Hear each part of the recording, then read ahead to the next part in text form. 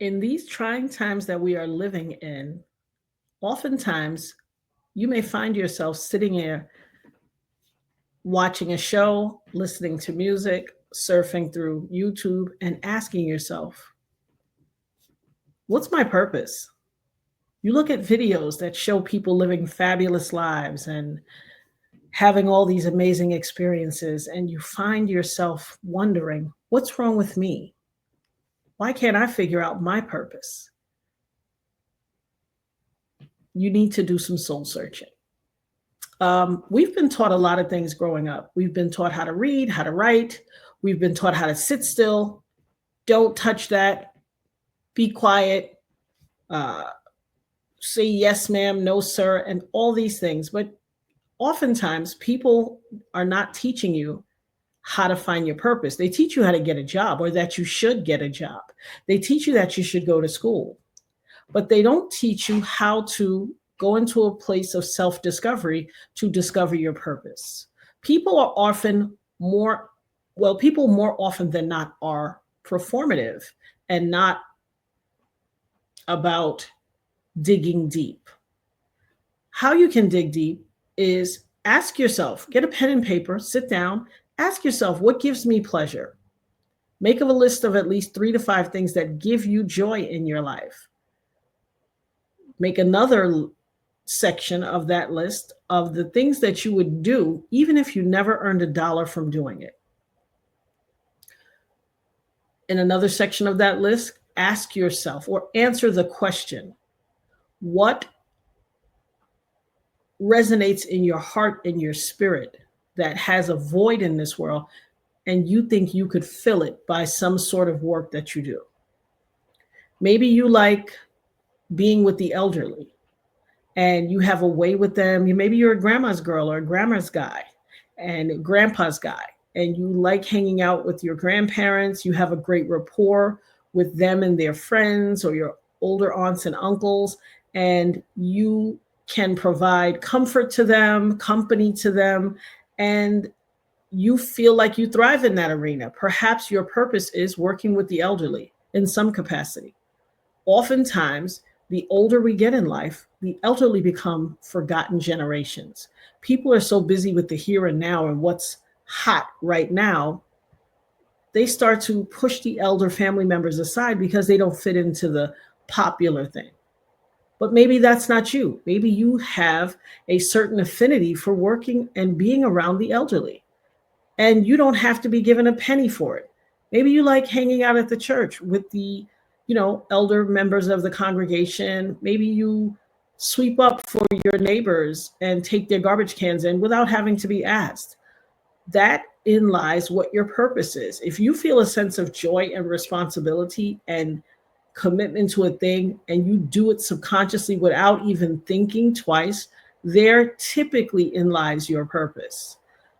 There's nothing wrong with doing something that is atypical or is not on trend with whatever's going on in society at that time. Don't try to focus on trends to discover what your purpose is. Trends are fading and fleeting. Trust me. Today, bell bottoms are in, tomorrow is straight legs. That is not how you determine your purpose in your life's mission. I would say a better thing to do is, like I said, construct this list, go over your list a few times, feel things out. Ask yourself, if you had to live without ever doing this thing again, would that be okay with you? And narrow that list down. There are some things that you might be able to easily strike from the list, like, I enjoy doing this, but I could go through life and never do this again and not think twice about it. And I'm not saying stop doing those things in your life, but you can strike through that particular thing. What we're trying to do is use a process of eliminations to get you to the point of figuring out what your purpose is. You're going to come upon 2 or 3 things on the list that you just cannot live without. And they bring you so much joy and so much personal fulfillment that in some capacity in your life, you are going to still perform those duties. Typically, that's a start. You are at the threshold of knowing what your life's purpose is. And then figure out a way to incorporate those things into your daily duties and to some regard, you may be able to make a living off of some of those things. What a magnificent thing when your life's purpose and your source of income are interconnected. Now you have struck gold. However, that's not your motivating force of your life's purpose.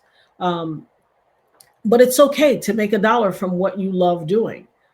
There was an old quote from an episode of Oprah back in 1985. I remember it vividly. Yes, your girl is that old. It was in the first season of Oprah, first few episodes.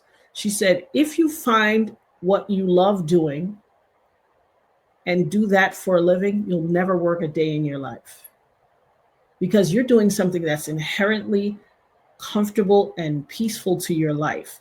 It gives you joy and it resonates with every fiber of your being. If that thing is how you make your money, you are going to be phenomenal at it and it won't even feel like work.